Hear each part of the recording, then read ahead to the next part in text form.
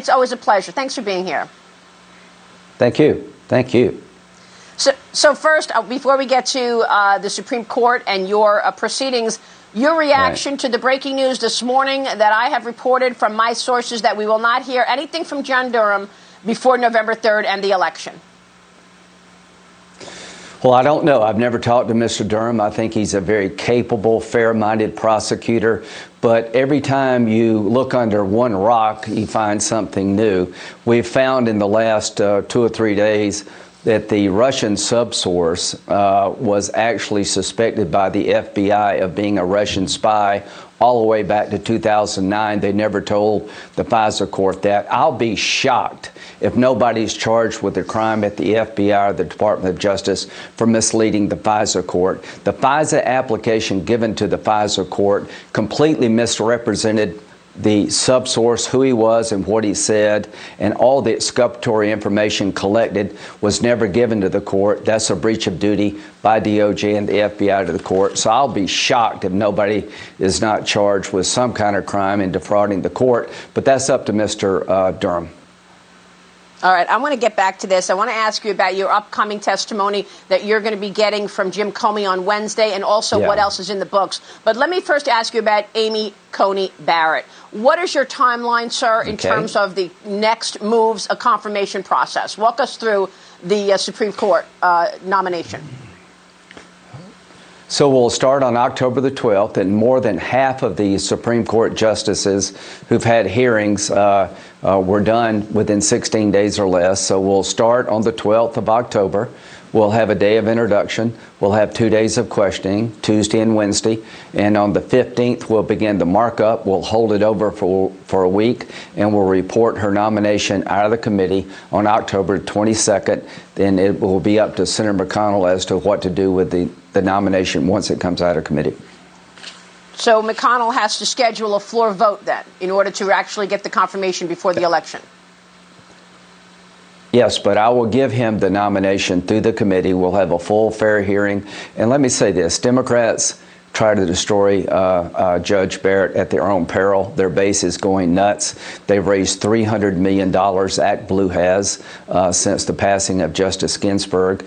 I'm being outraised 2-to-1. Every Republican running the Senate's being hit hard with all this money coming from Act Blue. So if you want to help me, LindseyGraham.com, $5 or $10 goes a long way. But the money shows the energy, and every Democratic senator is going to be under tremendous pressure to destroy Judge Barrett, and they do so at their own peril. I think the American people will not tolerate this fine nominee to be mistreated like Justice Kavanaugh was. No, well, that's what I was going to say. Are you expecting the kind of fight that we saw over Judge Kavanaugh? I remember then Senator Kamala Harris was among those poking back at Brett Kavanaugh. Yeah. Well, so, Maria, the pressure on these people on the Democratic side is enormous. Look at what they're saying about President Trump. Look at what they're saying about Judge Barrett. She's an incredibly capable, well-qualified judicial nominee, somebody you would expect a Republican to nominate to the court. The storylines about a religion are already starting. The one thing I can tell every American, we have a constitutional provision that prevents your religious choice being used against you if you're nominated to the Supreme Court or any other position in the government. And that's a good thing. So I don't know where it's going to go, but I know the amount of money coming in since the death of Justice Ginsburg tells me there's a lot of energy out there to take out Judge Barrett. Help me and others, LindseyGraham.com. I hate keep saying that, but the money is just overwhelming. The bottom line here is they're under a tremendous amount of pressure. But after Kavanaugh, let me say this. Yeah. After Kavanaugh, they try to destroy Judge Barrett at their own peril.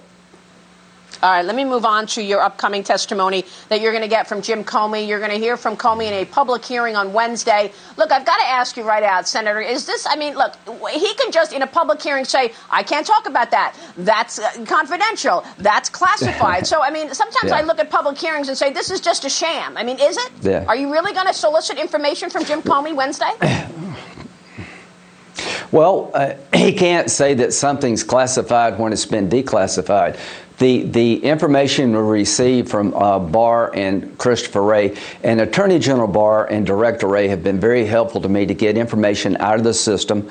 Durham had the first look at the fact that the primary subsource was suspected by the FBI of being a Russian agent. Yeah, I'm going to ask Jim Comey, did you know that the man who put the dossier together for Christopher Steele was a suspected Russian spy on the payroll of the Democratic Party? If you knew that, why didn't you tell the court? Did you know that the Russian subsource was interviewed by your own agents in January and March of 2017, and he disavowed the dossier as being reliable bar talk and hearsay? And if you knew that, why didn't you tell the court? Because in April of 2017, you signed a warrant where none of this was in there. I'm going to ask him that, and I don't know, there's nothing classified about that. That's in the Horowitz report. There is also breaking news in terms of who else you got to agree to come speak with you. Yeah. Tell me who else you're expecting. The number 2, McCabe, is coming on October the 6th. I'm very glad he is. I'm negotiating with Strzok. I want to bring in Mr. Barnett, the man who said that there was no there in the Flynn case. Mr. Barnett was the agent in charge of investigating General Flynn for any suspected ties to Russia. On January the 4th, he did a memo wanting to close out the case, saying they found no evidence that General Flynn was working with the Russians in any fashion. It was January 5th meeting in the White House where they kept the case going. And what did Mr. Barnett say?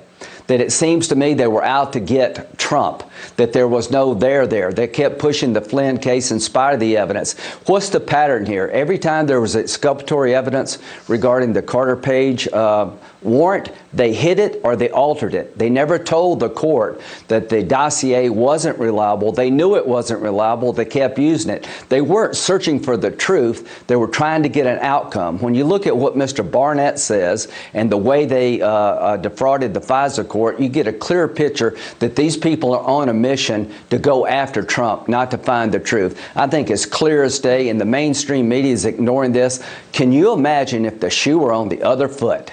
That if the Republicans had done this. So, Maria, there's a day of reckoning coming. Just stay tuned. And there's more coming. Okay. There's something else coming, more damning than this, believe it or not.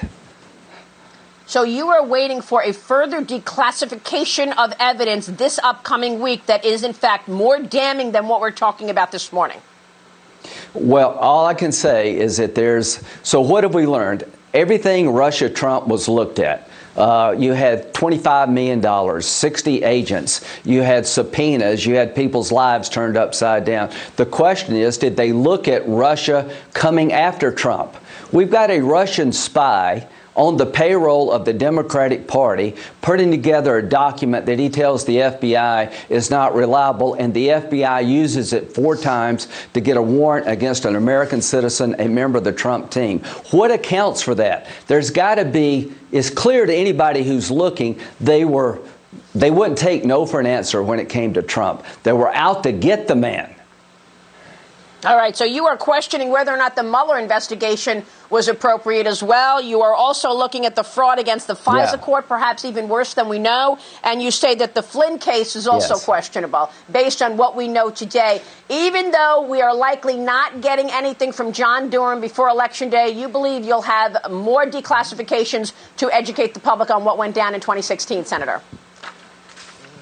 Yeah, stay tuned. So there's 3 buckets here. Was there any legitimate reason for Mueller to be investigating the Trump team for a crime regarding Russia? In 2017, there was no evidence that anybody on the Trump campaign was working with the Russians. The FISA abuse is another lane that we're all looking at. The court was misled, lied to. The FBI lied its ass off to the FISA court, hope somebody goes to jail and gets fired. And the 3rd bucket is the Flynn case. They screwed General Flynn. There was no there, and the top leadership of DOJ and the FBI kept pushing, and now you got an agent in Barnett in charge of the case, a frontline agent saying this was wrong. Thank you. Thank you so much, Senator. Senator Lindsey Graham, got a lot on your plate, and we'll be there watching. Thank you. We will see you soon. Next up, GOP leader Kevin McCarthy with the State of Play. Back in a moment.